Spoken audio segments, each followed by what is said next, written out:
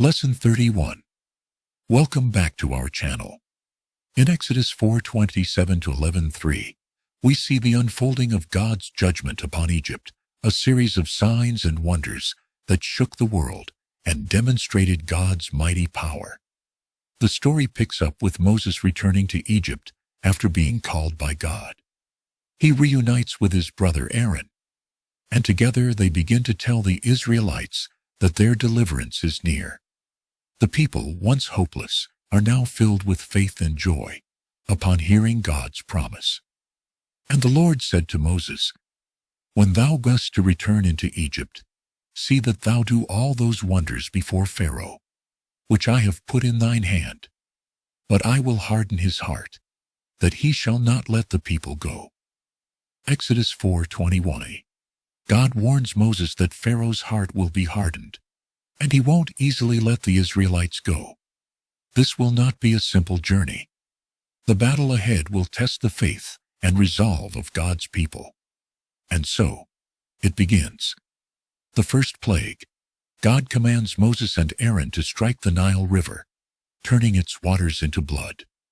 The Egyptians are horrified, as all their water sources are contaminated. Fish die, and they are left with nothing to drink. And the Lord spake unto Moses, Say unto Aaron, Take thy rod, and stretch out thine hand upon the waters of Egypt, that they may become blood, and that there may be blood throughout all the land of Egypt, both in vessels of wood and in vessels of stone. Exodus 7:19. The Egyptians tried to dig for fresh water, but nothing could cleanse the land. Pharaoh's heart remains hardened, and he refuses to let the Israelites go, despite this first devastating sign. The people of Egypt only can see the power of Moses' rod, but not able to see the power of the God behind it. They were struck by the signs and wonders, but their hearts were not softened, which is the most important lesson for us in the modern time. God's judgment is coming again. The second plague follows shortly after. Frogs swarming everywhere in Egypt, on the beds, in the kitchens, even in the ovens. Pharaoh pleads with Moses to ask God to take them away. But when the frogs are gone, Pharaoh once again hardens his heart. And the river shall bring forth frogs abundantly, which shall go up, and come into thine house, and into thy bedchamber, and upon thy bed, and into the house of thy servants, and upon thy people, and into thine ovens, and into thy kneading troughs. Exodus 8:3. Can you imagine the chaos and the stench? But Pharaoh's defiance doesn't end there. He refuses to let God's people go. As the plagues continue, lice, gnats, Exodus 8:16-19, flies, Exodus 8:25-32, livestock pestilence, Exodus 9:1-7, boils, Exodus 9:8-12, hail, Exodus 9:13-35, and locusts, Exodus 10:1-20. Egypt suffers more and more. The seventh plague brings boils, painful, festering sores that cover the Egyptians and their animals. Moses and Aaron are sent to warn Pharaoh, but he still refuses to listen. And the Lord said unto Moses and unto Aaron, Take to you handfuls of ashes of the furnace, and let Moses sprinkle it toward the heaven in the sight of Pharaoh. And it shall become small dust in all the land of Egypt, and shall be a boil breaking forth with blains upon man and upon beast throughout all the land of Egypt. Exodus 9:8-9. Even through this intense suffering, Pharaoh's heart is still hardened. He continues to resist God's command, refusing to humble himself. The ninth plague is darkness, so thick that it can be felt. For 3 days, Egypt is plunged into utter darkness, except for where the Israelites dwell. Pharaoh again promises to let the people go, but as soon as the plague is lifted, he changes his mind. And Moses stretched forth his hand toward heaven, and there was a thick darkness in all the land of Egypt 3 days.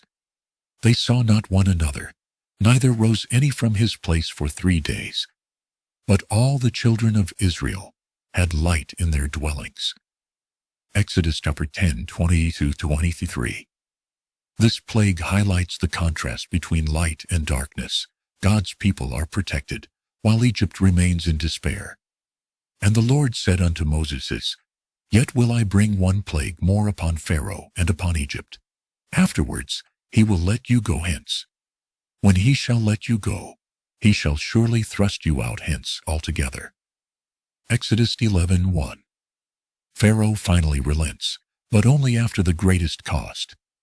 The weight of God's judgment is immense, yet through these plagues God makes it clear. He alone is sovereign, and his will not be thwarted. The plagues of Egypt were not just a demonstration of power. They were also a test of Pharaoh's heart. With each plague, God gave Pharaoh the opportunity to repent and change his ways. But Pharaoh's stubbornness resulted in great suffering for Egypt and the eventual deliverance of Israel. The story of the plagues is a powerful reminder of God's justice, his sovereignty, and his mercy. Vocabulary words. 1. Plague. A destructive, widespread disease or disaster. A calamity or affliction. Example. The plague of frogs caused chaos across the land of Egypt. 2. Relent. To soften in attitude or temper. To give in. Example. After the final plague, Pharaoh finally relented and allowed the Israelites to leave. 3. Hardened. To make or become more resistant or unyielding.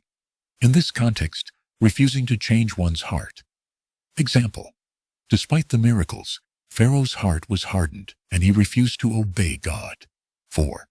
Defiance, open resistance or bold disobedience. Example.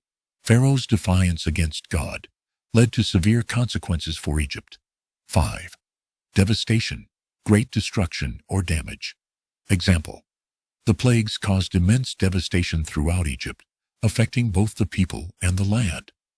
Thank you for joining us on this journey through the plagues of Egypt. We hope you've gained deeper insight into this incredible story of faith, power, and deliverance. Don't forget to like, share, and subscribe for more Bible stories and English lessons. See you next time, and God bless.